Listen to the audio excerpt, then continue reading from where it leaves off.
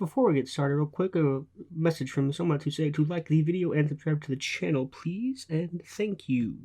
What's up, everybody? It's Crypto Anime today. I have a video I thought I would like to jump into after watching the newer series Fire Force. Maybe a bit spicy, no pun intended, but I'm going to pit Fire Force in Station 8 against Natsu Dragneel from Fairy Tail.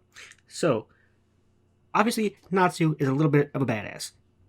I know a lot of people don't like to watch Fairy Tail or admit that they watch Fairy Tail, but that's not really my problem. I think he's pretty awesome. He has some pretty badass moments. But there's no possible way that I think, in my personal opinion, they could take on the 6 from Fire Force, especially not with the whole friendship thing to push him beyond his natural abilities of being a Dragon Slayer type user. So to get into some of the badass moments, we have Natsu versus Zenkro. Zenkro being a member of the guild Grimoire Heart. He holds the power of a Fire God Dragon Slayer. In the beginning of the fight, it seems to be in Zenkro's favor, as he seems to be a superior fighter compared to Natsu. He ends up eating Natsu's fire, and then Natsu ends up emptying all of his own fire in order to consume Zenkro's, and ends up defeating him in a pretty epic combo kind of fire slash attack. Like, he tried eating Zenkro's fire and it didn't work. It made him like cough and get sick and stuff, so he had to empty all of his fire out of his own body and then consume all of Zenkro's, and he was somehow able to do a full-on combo attack with like Zenkro's fire and his own, defeating him, which was pretty badass. This is also only one of 4 of the moments I'm going to be mentioning. There's a lot more, but I'm only doing 4 for right now. So, to hop into the next one, we have Natsu versus Cobra. Cobra being a member of the Eurasian Sace and is also a Dragon Slayer. Not only is he a Dragon Slayer, he has the sense to kind of like hear thoughts. It's more of like a heightened sense kind of thing. And he rides on this serpent-like creature who's, it's just like a huge flex on Natsu, who doesn't have a serpent or dragon, the creature to fly on with. But Natsu does have Happy, which he does use to remain airborne during his fight. However, his heightened hearing, obviously Cobra's not Natsu's, it ends up being the downfall, as Natsu uses a roar to ultimately defeat him in the end of the battle.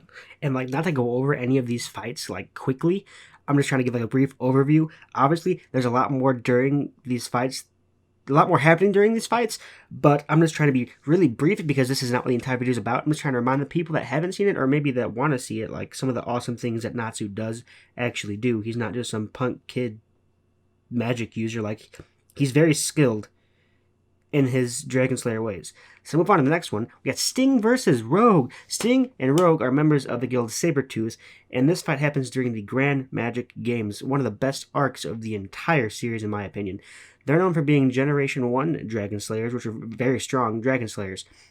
And Natsu literally pushes Gajeel aside to take them on by himself, because he is a tank. So it seems like the fight seems really easy for him, as he uses like his armor of friendship in a sense to push him to be stronger.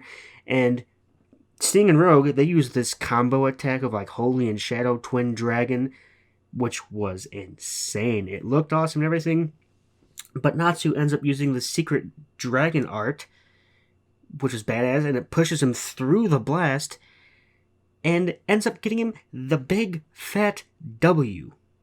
Now, definitely watch the Grand Magic Games. Like, it's incredible. Watch up to that point at least. Next talk. Natsu versus Jalal. Jalal is an individual from Urza's past, and he thinks he's like been possessed by the dark mage Zareth, which is this very powerful dark mage.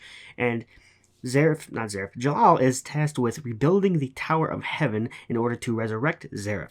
And he was taught by the leader of the Eurasian Sace and also infiltrated the Magic Council. He's a very powerful magic user. But in the face of all chaos, when Jalal is just wiping the floor with these people, Natsu decides to eat some Ethereal Rock, or Ether Nano, I think it was what it was called, and he gets sick, but it makes him extremely powerful very, very short time, and he ends up getting sick when he eats it. But it is enough power for him to power up and completely smack Jalal for the huge flex, and it was incredible. A very emotional moment in the series. It was kind of pretty early on, if I do remember correctly. I'm not 100% sure on that, though. To move on to the Fire Force section, Station 8, they obviously do take down a fair share of Infernals, which are mentioned in the series as the enemy, basically. They're not extremely powerful, but they're still an enemy, and it shows the new member of the team, Shinra, completely wiping the floor with some of these infernals like it's ridiculous with his breakdancing fire techniques. To preface the rounds, obviously Iris is not going to be fighting because she has no power. She's just a nun who prays and is there for like moral support. She can just sit in the corner and pray. So the first fight I'm going to be putting is Natsu versus Obi. The one thing Obi has going for him is, like, due to his lack of powers, is his physical condition. He trains every day to be in peak condition and peak fighting stance. Despite being in peak condition, though, I don't think there's any way in the world he could stand against the Firebelly champ that is Natsu. I don't think he would wipe the floor with him by any means, but I think he would definitely get taken for a ride once Natsu lets out one of his nasty roars.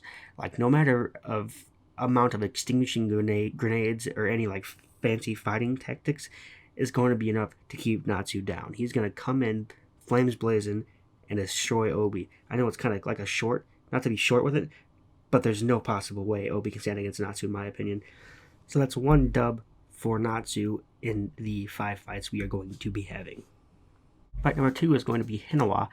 Hinawa uses firearms and controls his speed, power, and trajectory of the bullets, which is nuts. It's kind of like Wanted. Have you ever seen the movie Wanted with Morgan Freeman? Sad story, sorry.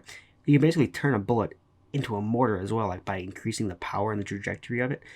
And he was also an army member for Tokyo, like side note. So this is rough though. I don't think Natsu would have a great time eating the bullets as he's being bombarded. Not to be like, I mean, it's a gun. Hinawa is a very strategic fighter as well, to the point is if Natsu tried to take cover, he would just find a way to get the bullets to him and just knock him out. I think the overall strategic thinking would conquer Natsu using his flames and hand-to-hand combat. I mean, Natsu is very proficient in hand-to-hand combat, but I think that Hinawa would just completely outthink Natsu and plant a bullet right between his eyes, thus giving Fire Station 8 the dub. So it's 1-1 right now. Not too bad, not too biased in my opinion. We're going to move on to our next fight, being Natsu versus Maki, the waifu from the series.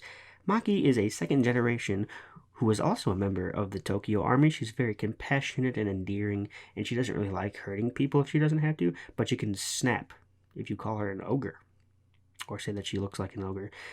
But that's besides the point. She can create living fireballs out of fire that's already there. She can't create her own fire. She also has a drastically long reach, and so she could absorb or extinguish any of the fires coming at her. Honestly, the way that I think this fight would go is as follows. Natsu would say something stupid to piss her off, so she would then charge him, and he would retort by launching a fire type of breath or attack, and she could take control of it and turn it on him, which would be hilarious. And I think he'd be too stunned by this attack is said like being sentient that he would get blown away by it, thus granting Station 8 another dub, being 1-2-2. So the next fight is going to be Arthur, or should I say the Night King. Not the Knight, the Night King. The man with a plasma cutter sword like a Jedi Knight King. He's a third generation with ignition ability. The way I imagine this fight is happening is it would kind of like drag on in a sense. Arthur would probably forget that he's right-handed, and Natsu would be fighting him up close thinking he was winning, and then it would turn into like a long-distance almost chase with Arthur eventually being beamed by Natsu. And you'd think like, oh, there's no way that he can possibly defend, and he'd switch hands to his right hand, and the plasma sword would cut through Natsu's flames, and he would go in for a critical strike, slicing Natsu in half. Not really, it's not that graphic, but it'd be kind of awesome if that did happen, you know? So that would get Station 8 another dub. Talk about it, 1-3. Sorry, Natsu, not for you, bud. But Arthur may not be the smartest, but neither is Natsu. I mean, let's be real with each other here. Last but not least, the fight of all fights, the moment you've all been waiting for, would be the main devil man himself, Shinra. He's a third generation, also with the ignition ability. His nickname is Devil's Footprint, or the Devil Footprint. Just thought it'd be cool to kind of throw that in there. He uses flames from his feet, allowing him to fly through the air like frickin' Iron Man, and unleash powerful kicks combined with his high speed. It's like a torpedo, like a Beyblade. He's conquered most foes put before him in the series, except for, I think his name is Joker. The thing I did forget to mention at this point is the overheat factor. If you use too much fire, your body can overheat and can be taken over by human combustion and you'll die, or probably turn into an infernal. But I think that would end up being the overall downfall to this fight. I think it would be an extremely entertaining fight to watch up to the point where Shinra reaches his limit.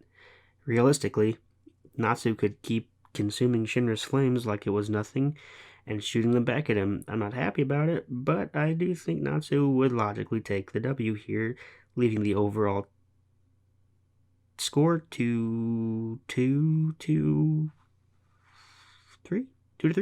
So all in all, Natsu won 2 out of the 5 fights. It's not awful. Granted, one of the 2 was just a normal human. Just my thoughts on the matter, though. Trying not to hate on it too much or anything. Just finished Fire Force, and I only watched like 180 episodes of Fairy Tail. If you liked the video, found it entertaining, make sure you hit the like button and to subscribe to the channel. Thank you all for watching. Crypto Anime.